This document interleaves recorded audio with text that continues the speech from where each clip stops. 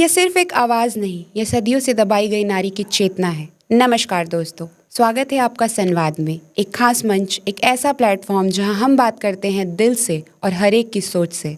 मैं हूं आपकी होस्ट ऋतिका और आज हम एक अत्यंत महत्वपूर्ण और साहित्यिक विषय पर चर्चा करने जा रहे हैं। इस संवाद को विशेष बनाने के लिए हमारे बीच उपस्थित हैं एक ऐसे विलक्षण प्रतिभा जिनकी कला आत्मा को स्पर्श कर लेती है और जिनकी रचनाएं मन में रंगों की तरह घुल जाती हैं। श्रीमती अंजना चंदक जी। मैम एक प्रतिष्ठित चित्रकार, संवेदनशील कवित्री और एक सशक्त अभिनय कलाकार हैं। मैम के चर्चित मोनोड्रामा कैकई, मंदोदरी, अहिल्या, द्रौपदी और सीता को मंच पर जीवंत कर हमारे सामने एक नए दृष्टिकोण के साथ प्रस्तुत किया है। मैम सबसे पहले तो मैं संवाद के इस मंच पे आपका हार्दिक स्वागत करती हूँ। हमें आपका बहुमूल्य समय देने के लिए मैं आपकी अत्यंत आभारी हूँ। मैं बहुत बहुत आभारी हूँ। आपके बहाने मुझे अपने भीतर भी द्रौपदी को टटोलने का अवसर मिला, तो बहुत बहुत आभार।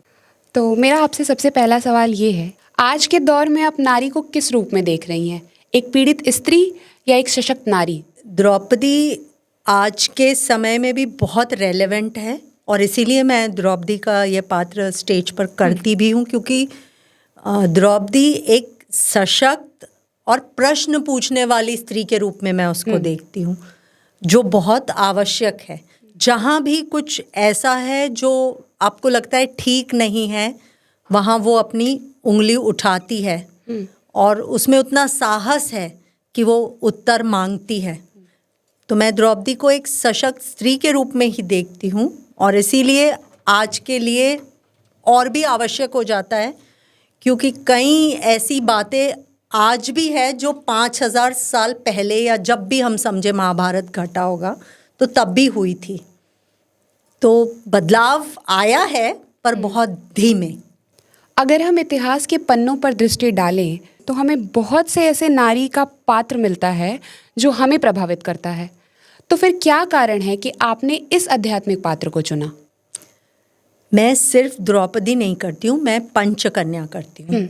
द्रौपदी पंचकन्याओं में से एक है और कहीं ना कहीं ये पंचकन्याएं जो हैं वो अपने निर्णयों की वजह से हमें बहुत कुछ सिखा जाती हैं कि हर एक के जीवन में ऐसी स्थितियां आई जब उन्हें कोई ना कोई मोड़ पर अपने लिए निर्णय लेना पड़ा और हर किसी की निर्णय क्षमता अलग होती है, सोच अलग होती। सीता द्रौपदी की तरह नहीं सोचती है, द्रौपदी सीता की तरह नहीं। प्रतिशोध लेने के तरीके अलग अलग होते हैं, अन्याय को देखने का, उससे डील करने का तरीका अलग होता है। द्रौपदी बहुत मुखर है, वो एक तरह से उस सभा में चीखती है और वो रुकती नहीं है, वो सबसे प्रश्न पूछती है।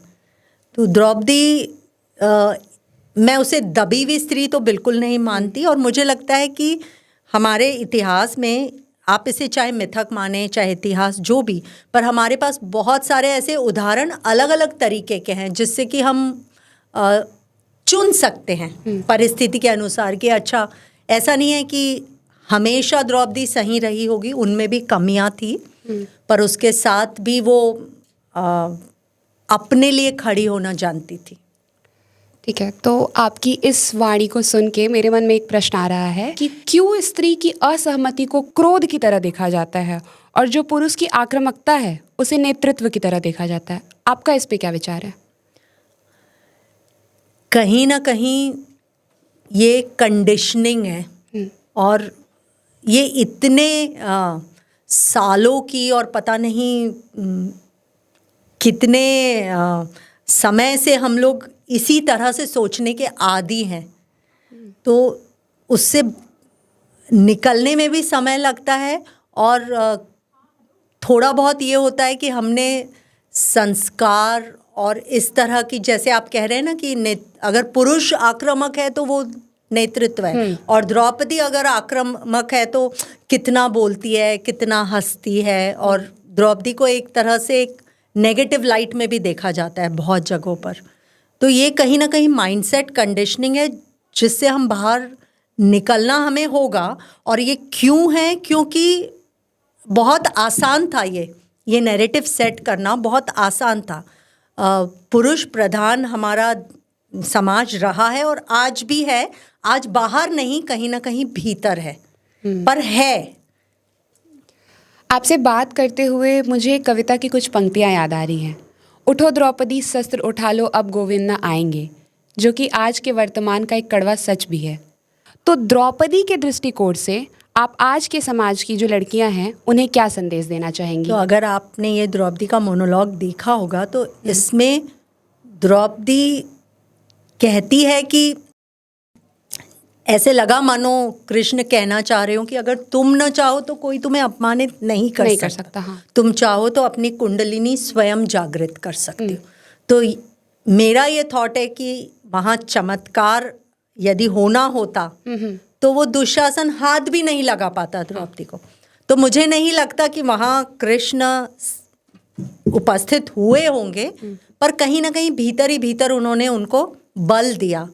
और इसीलिए जब हमारा संकल्प दृढ़ होता है तो फिर हमें किसी भी कृष्ण की राह तकने की आवश्यकता नहीं होती, क्योंकि वो बाहर नहीं होता है। वो कृष्ण एक संकल्प के रूप में हम सबके भीतर होता है।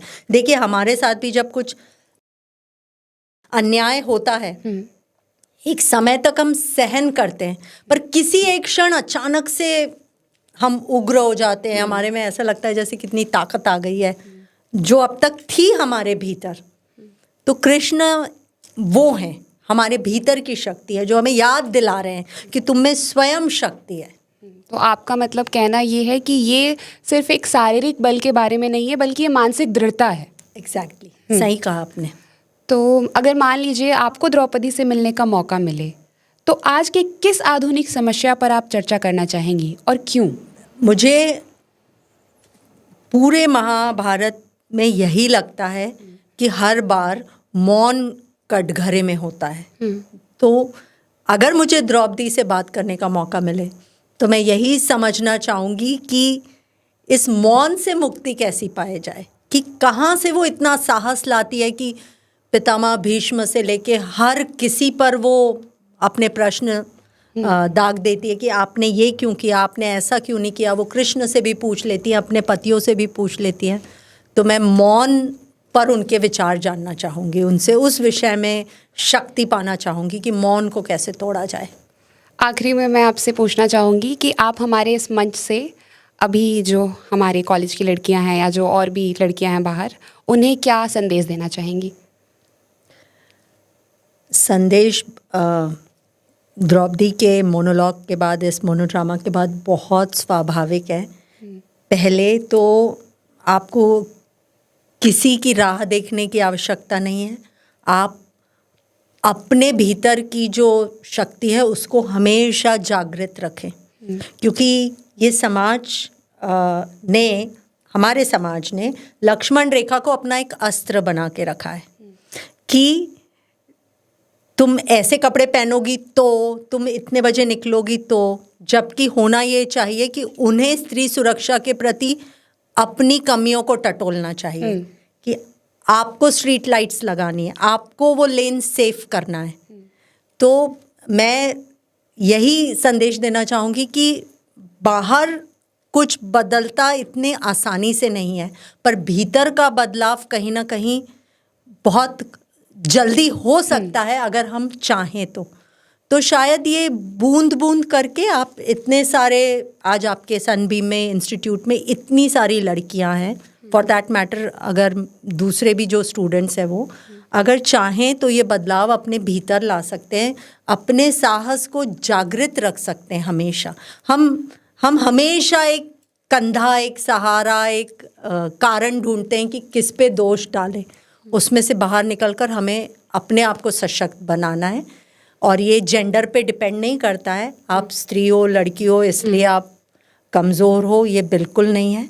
मन से आप कोमल हो, आपको बार बार याद दिलाया जाता है कि तुम ममता हो, तुम ये हो, तुम वो हो, तुम क्षमाशील हो, सब हैं हम लोग। पर उससे भी ऊपर हमारी जिम्मेदारी है अपने प्रति, हमारे लिए हम ही रिस्पॉन्सिबल हैं। ये जानना और समझना आज के दौर में बहुत आवश्यक है। और द्रौपदी का एक और चरित्र है कि वो एक तरह से वनवास में भी, चाहे घर में भी, जब वो महल में भी थी, वो बहुत सारी डिपार्टमेंट्स को हैंडल करती थी। चाहे वो खाने का देखना हो, मतलब नॉट किचन का बनाने वाली ड्यूटी नहीं, पर कितने सारे लोग आते थे, उनका ध्यान रखना और सब कुछ मैनेज करना। तो हम सोचते हैं ना कि जो ये कर सकते वो बाहर नहीं कर सकते, जो बाहर कर रहे वो घर में तो वैसा कुछ नहीं है, ये सब एक मिथ है। पर मल्टीटास्किंग में एक टास्क ये भी है कि हम अपने प्रति जागरूक रहें। तो द्रौपदी को ना मैं मनस्विनी के रूप में देखती हूँ, अपने मन का करने वाली।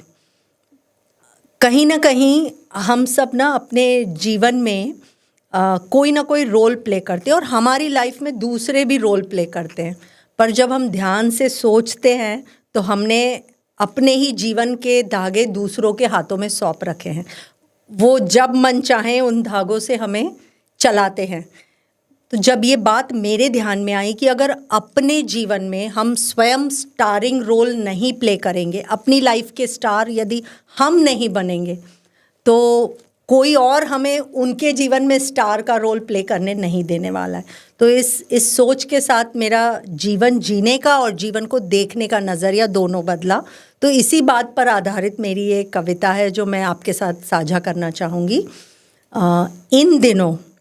इन दिनों मैं अपने दिल की सुनती हूँ, बागी मन कहे वही करती हूँ, दिखावे का तिलस्म अब तोड़ चुकी हूँ, जीवन का रुख अपनी ओर मोड़ चुकी हूँ, बिखरे समय को बटोरने लगी हूँ, पुरानी किताबों पर अधलेटी होती हूँ, कभी सौंधी सी कविता लिखती हूँ और फिर उसकी खुशबू से महकती हूँ, अपने सपनों से रोज़ लिपटती हूँ, खुल कर दोस्तों से झगड़ती हूँ, सुबह की टहल पर गानों से भीगती हूँ, कभी आंखें मूंदे खुद में खुद को ढूंढती हूँ, अपने पसंदीदा नाटक देखती हूँ, बेजान कैनवस पर खुशनुमा रंग छिड़कती हूँ, हर रिश्ते का बोझ अब नहीं ढोती हूँ, कुछ रिश्तों को मगर भरपूर जीती हूँ, हर पल का ताना बाना ईमानदारी से बुनती हूँ, शोरगुल में भी दिल की आवाज़ सुन लेती हूँ, जब हाँ कहने का मन हो तभी हाँ कहती हूँ, इन दिनों मैं ना कहने से नहीं डरती हूँ, क्योंकि इन दिनों मैं अपने दिल की सुनती हूँ। आपसे बात करके तो मुझे ऐसा एहसास हो रहा है कि हर नारी, हर औरत, हर लड़की के अंदर एक द्रौपदी है, एक सीता है। इसी सकारात्मक सोच के साथ हम आज के एपिसोड का यही समापन करते हैं। आप सभी दर्शकों का बहुत बहुत धन्यवाद हमारे साथ यहाँ तक जुड़े रहने के लिए। मिलते हैं अगले एपिसोड में एक नए विषय के साथ। जय हिंद।